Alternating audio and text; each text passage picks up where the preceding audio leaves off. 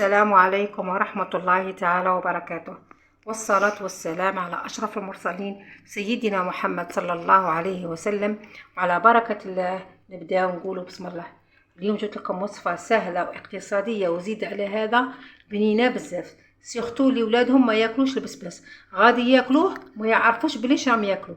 امنوني جربت هذه الوصفة ومين عجبت ولادي كلاهم وعفوا بس عادي نتعقل، قلت نجربها معكم. مقادير عندي كالاتي، نتوما كيما بغيتو ديروها بالحمص ولا بالزيتون. انا ولادي يبغي زيتون، درت لهم زيتون فيولي والزيتون الاخضر، فيولي مع الخضر، درت نوعين. على بالكم الفيولي يجي شويه مر، على بالكم الزيتون الخضر يجي مالح. غسلتهم غايه شحال من مره وانا نبدلهم في الماء، بعد تروح ديك المروريه ويروح داك الملح. وعندي البسباس ها هو انا نقيته، ما بغيتش نطول عليكم فيديو. هادو ما تقيسوهمش، تنجموا ديروا بهم ينسوب تاع البسباس، انا خليتهم. درت حبه ونص، خاطر الحبه كانت عندي كبيره بزاف. حبه ونص رحيتها، كي رحيتها خواتاتي دبلتها في شويه تاع زيت. علاش دبلناها في الزيت؟ بهذاك الكو يروح كاع من بنه البسباس. وجبت حبه بصل قسمتها بين زوج، نص حبه هي تاني دبلتها، ونصها ولا هذا غادي ندير به الطاجين. وجبت حبه كروطه رقيقه صغيره، هاي لا قطعتها بعد الشق، وحبه ورقه تاع الرند. واللي ما تبغاش دير الكروطه كيما هكا دي تخونش، ديرها وحده كبيره وتقلعها. هذا الشيء اذواق، كل واحد واش يدير. وانا جبت عندي صدر قلعت له كاع هذاك اللحم تاعها ولا، وطحنته في الاشواغ. وهذا العظم ما نقيسوش، غادي نديرو به البنه تاع البسباس. نرجعوا للطاجين تاعنا. بسم الله. مغرف تاع زيت ونص مغرف تاع مارغرين، وهذاك السكولات كاكاس تاع الدجاج غادي نقليه غايه. اما هذاك العظم تاعنا اللي راه يتقلى، جبت هذيك الكفته اللي طحنتها تاع نصف صدر تاع الدجاج، ونجيب معاها هذاك البسباس اللي كنت رابيته تاني ودبلته باه الكو تاع البسباس يروح، ما يبقاش فيه الكو تاع البسباس. تاني بصل نص حبه تاني هي لا دبلتها، غادي نخلطهم كاع في هذا الميلونج. هذاك البسباس كي دبلته ما كنتش درت الملح، درت الملح دروك والحرور. هذا ما نديرو غير الملح، حرور ولا فلفل اسود.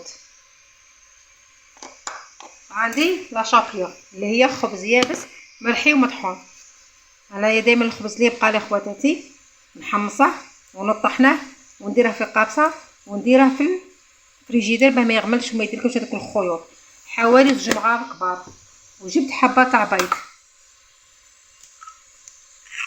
نعجنوا كاع هاد المكونات حتى نجمو نشكلوها كويره ولا سيجاره ولا ذوق اشكال كيما تبغوا نتوما.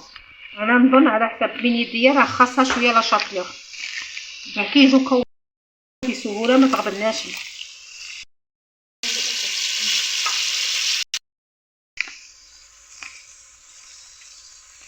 انا زدت 2 مغارف تاع لا شابيو تساعدنا باش تلملنا هاد البسباس مع الكفته، ونديروهم دي بولات ونرمدوهم في الفرينه ونقلوهم.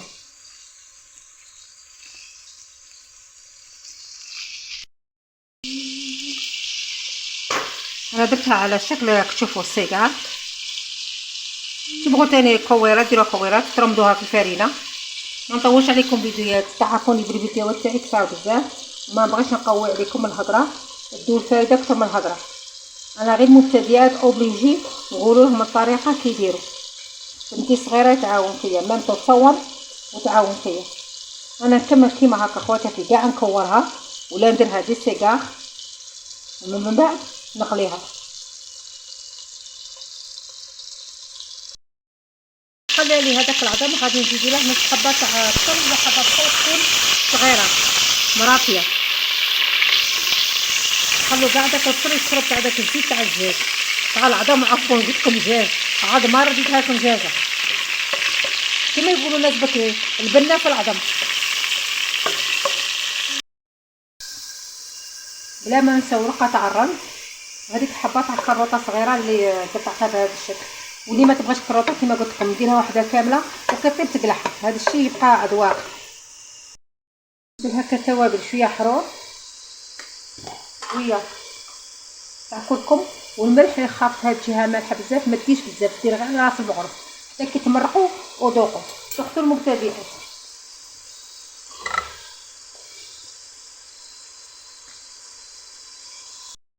درت لها نص مغرف تاع طوماطيس كونسونطري، خلوهم كاع يتقلاو غايه. هي البنه تاع الماكله خواتاتي تتقليه.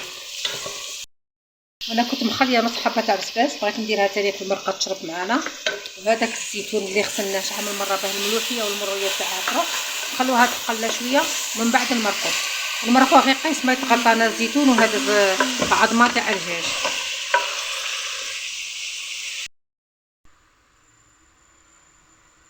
ونمرق خواتاتي راكو دايره الماء حاميها ولا غير قد ما نغطيو الزيتون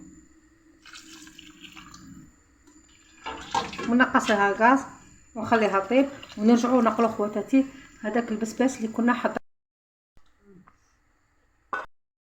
حماتاتي خوات راكم تشوفوا نحمروا هذوك البسباس اللي درناه الكفته كي يحمر نقلبوها الجهه الزاوجه كي يطيب نديروه في هذيك المرقه تاعنا اللي تكون طابت.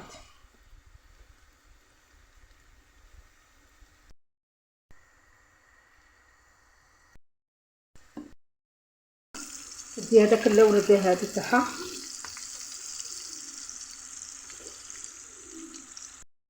حصلوا على هذا اللون كيف حمرنا هكا بهذه الطريقه نقلعوه خواتاتي كي يطيب كي قلت لكم كاع طيب.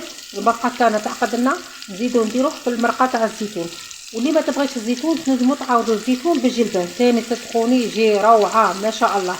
وانا درت حبيبات بطاطا بغيت نقليهم نزيدها مع الزيتون ان شاء الله ندعو في صحن التقديم. المرقه تاعي كي راكم تشوفوا راه بدات تغلي، زدت لها نص مغرف فرينه تعقد لنا شويه. على بالكم الزيتون دائما نديروا له شويه فرينه في الماء. المرقه تعقد عفوا. طيب قلت لكم كالعاده كي نبدا نصور مانيش عارفه علاه تكون نورمال، من نجي نصور فيديو كاع تاع سيدي ربي الله يحط عليا. وقليتها وغادي نديرها تشرب هذيك المرقه تاع الزيتون ونخليها تكمل زياده. شوفوا خواتاتي كي طابنا داك الزيتون مع ديك البطاطا اللي كنت قليتها ودرتها في المرقه تشرب كاع ديك المرقه تاعها، والبسباس اللي قليته قلت لي تبغي ديره في المرقه ديره، واللي تخليه كيما هكا ثاني تخليه صدقوني جا خفيف كالبون. شوفوا ما جاش ناشف ولا جا روعه حتى في المذاق. واللي ياكله ما يقولش كاع بلي بسباس، ما يعرفش اللي ما يبغيش البسباس غادي ياكله من ياكله كاع عاده بتقول له بلي راك تاكل في البسباس. وتنجموا ديروه كطبق رئيسي عفوا لشهر الكريم. عبالكم رمضان راه قريب دائما نخمو شا نديرو. هذا طبق تاني شباب بزاف.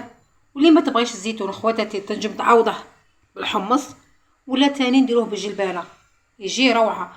البسباس يجي مع الزيتون ويجي مع الحمص يجي مع الجلبان. ان شاء الله الوصفه تاع اليوم تكون عجبتكم وتجربوها، والسلام عليكم في وصفه اخرى ان شاء الله.